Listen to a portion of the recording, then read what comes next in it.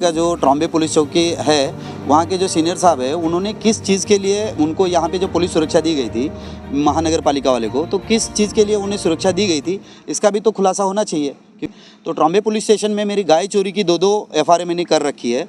तो फिर अगर वो एफआईआर उनके पास है और उन्होंने आज तक मेरे गाय के बारे में मेरे को कोई भी उन्होंने डिटेल्स नहीं दिया है, तो उनके पास एफआईआर है, तो फिर वो कैसे बोल सकते कि यहाँ पे गौशाला है या नहीं है। उनको तो पिछले 6 सालों से मालूम है, तो उसका भी वो जवाब मुझे मिलना चाहिए कि पुलिस उनके साथ कैसे मिली हुई है।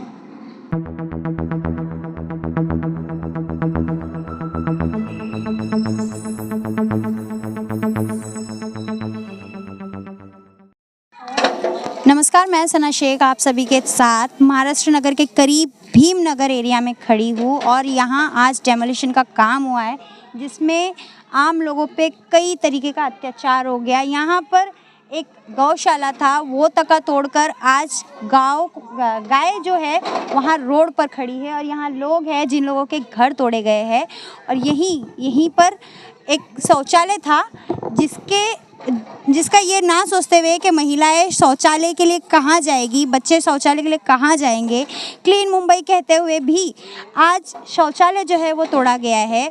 यहाँ कई लोगों के घर तोड़े गए हैं, गौशाला तोड़ी गई है। आइए इसके रिगार्डिंग हम लोगों से बात करेंगे कि यहाँ पर उन लोगों को और किस किस तरीके की मुसीबतें आई थी। मैं विलास आड़े पिछले 7-8 साल से गौ सेवा यहाँ पे कर रहा हूँ।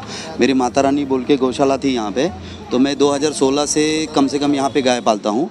तो आज मेरे को सुबह पता चला कि मतलब शाम को मैं 4-5 बजे के आसपास मैं अपने काम पे गया हुआ था, तो मुझे किसी ने यहाँ का फ़ोन किए, बोले भाई तुम्हारा गौशाला तोड़ रहा है बीएमसी। तो इसके पहले ना कभी मेरे को बीएमसी ने नोटिस दिया था, ना कभी किसी बीएमसी अधिकारी ने मुझे कांटेक्ट किया था। अचानक आ गए और जेसीबी लगा के ये गेट वो गेट दोनों साइड पे, क्योंकि 2018 में और 19 में मेरी यहाँ से दो गाय ऑटो रिक्शा में डाल के चोरी की ले गई थी और उसकी एफआईआर आज भी मेरे पास है। तो पुलिस ने मुझे बोला था कि आप जब भी यहाँ पे अगर आपको गाय पालना है तो आप दीवार बना लो। तो मैंने यहाँ पे सुरक्षा के लिए दीवार बनाए थे, कैमरा लगाए थे, तो पूरी मेरी दीवार तोड़ दी गई। मेरे कैमरे चालू डिब्बी पे लाइट भी चालू थी उसमें, तो वो लाइट चालू पे देखो आपने, ये सब सारा पूरा यहाँ पे लाइट जितने थे उसको भी उसने खींच के जेसीबी से उसने निकाल दिए। तो यहाँ के कुछ लोग हैं जो भू माफिया, जिसे लैंड माफिया बोलते हैं, वो लोग जानबूझ के इनको हटा के, अब ये जब यहाँ पे लैंड का कब्जा करने आता है तो मैं उसके विरोध में खड़ा रहता हूँ कि भाई यहाँ पे मत करो, ये सरकारी शासन की जगह है। तो वो लोग मुझे टारगेट करे और मेरे गौशाला को उन्होंने गिरा दिया।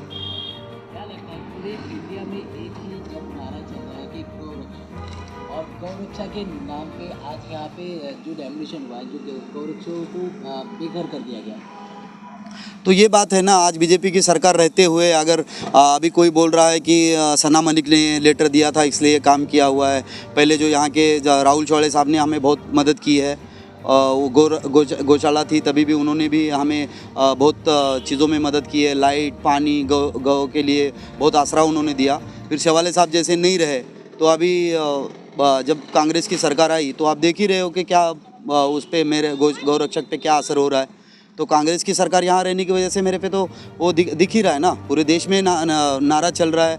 माननीय एकनाथ जी शिंदे साहब, मंत्री को आप क्या मैसेज देना चाहेंगे कि आज आपका गौशाला जब टूटा हो? मेरा मैसेज तो यही है कि जब गौरक्षकों भी यहाँ सुरक्षित नहीं है, जो माओवादी लोग हैं यहाँ पे कभी भी हम पे हमला कर सकते हैं, ऐसा कोई भी कांड करवा सकते हैं। तो महानगर पालिका, बीएमसी, महाराष्ट्र शासन के जो कलेक्टर साहब बैठे हैं जिनकी लैंड है, वो लोग यहाँ पे कुछ नहीं बोलते। कोई आता है या तो फिर हमें मार दिया जाएगा क्योंकि हम गौरक्षा कर रहे हैं, या मुझे तो कभी भी मार देंगे ये लोग, इसीलिए मैं आता नहीं हूँ। प्रशासन से यही मांग करूंगा, जो ये लोग है इसके पीछे जिसने षड्यंत्र रचा उसकी पूरी चौकसी की जाए और उसके बाद उसको कड़ी से कड़ी सजा दी जाए और उसका जवाब पूछा जाए कि भाई तुमने ऐसा क्यों करवाया। अगर इसमें महानगर पालिका या कोई पुलिस वाला इसमें दोषी है तो उन पे कार्रवाई की जाए। ये माननीय मुख्यमंत्री साहब कर सकते हैं। बीजेपी की सरकार रहते हुए भी आज हमारे पे ऐसा हो रहा है, तो हम क्या बोल सकते हैं किसी को। यहाँ पे गौशाला के साथ में किसी झोपड़ी पे कार्रवाई नहीं हुई है।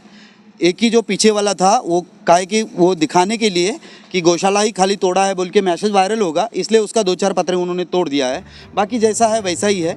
जो अभी भी स्ट्रक्चर बन रहे हैं वो उन पे उन्होंने कोई बात नहीं किया। पीछे आप देख सकते हो लकड़ियाँ लगी है, स्ट्रक्चर बन रहे, उन लोगों को तो उन्होंने तोड़ा ही नहीं है, खाली गौशाला को उन्होंने टारगेट किया। बाथरूम वो इसलिए तोड़े हैं कि खाली गौशाला अगर तोड़ेंगे हम लोग, क्योंकि पहला तो मेरा तोड़ा, जब मैंने ऑब्जेक्शन उठाई कि भाई ऐसा ऐसा है तो उन्होंने बोला कि चलो बीएमसी का, जब बीएमसी की बाथरूम लीगली है, महानगर पालिका ने उसे टेंडरिंग निकाल के वहाँ पे महिलाओं के लिए बाथरूम बनाया था, शौचालय बनाया था, तो आज वो 4 या 5 साल से बाथरूम वहाँ पे है, स्थित है, तो उसका रिकॉर्ड भी महानगर पालिका के पास है। तो कुछ भ्रष्ट अधिकारी महानगर पालिका के मिल के ये सब षड्यंत्र किया हुआ है ना।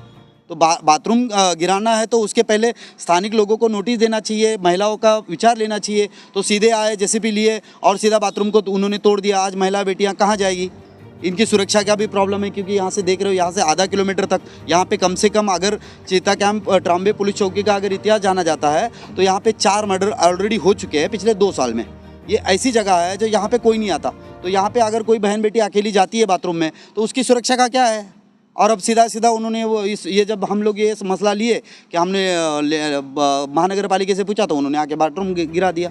तो ये सब उन्हीं का कोई ना कोई इसमें खेल रहा है ना।